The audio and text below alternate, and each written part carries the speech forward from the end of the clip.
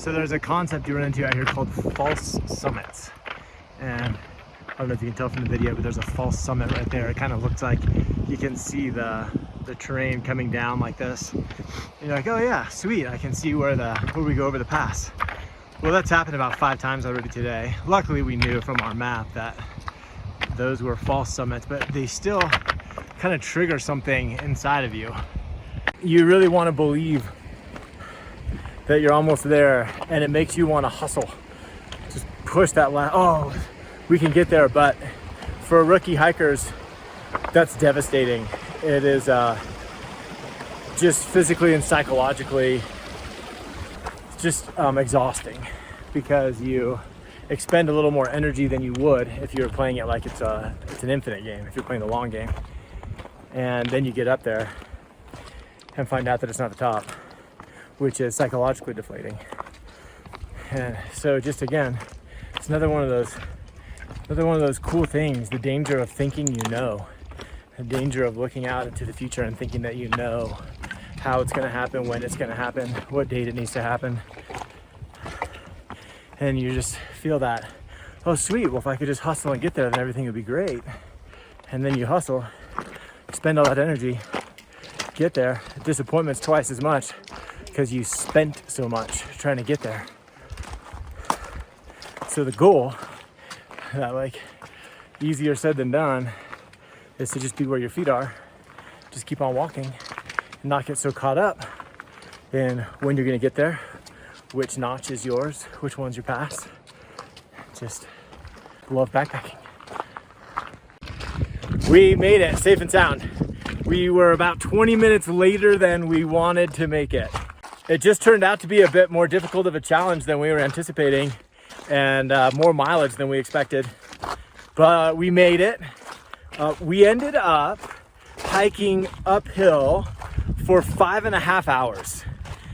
And that's one of the things, man, that out here really gets exposed inside of you, is you can hustle and you can grind, but white knuckling for 5.5 hours, that's not so easy. You're kind of forced to come up with different solutions besides just closing your eyes and sprinting. You got to come up with more of a process. So I love how a trip like this brings that out of me. And I'm going to give this to Whit right now and let her kind of share some of her insights in case you're sick of hearing from me. So we just finished going up Muir Pass, and I am most proud of my self-talk because it was really challenging. Blisters forming on my feet, lack of oxygen, just constant incline as we're going up an elevation. And instead of thinking, oh no, my discomfort is not supposed to be there, or this is too much discomfort, my self-talk sounded like, it's okay for this to be uncomfortable. This is hard. You're doing such a great job. Just one step at a time. And being present really helped too.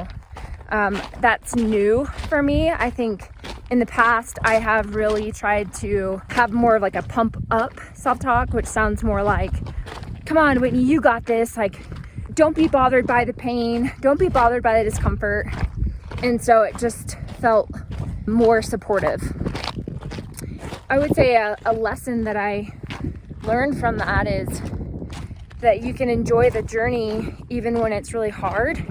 And that journey is just any goal that you have, any day-to-day life where things feel like they're not going right, or there's pain or just emotional discomfort, that it's okay for that to be there, and you can still look at what's beautiful about it. You can still find things that are grateful.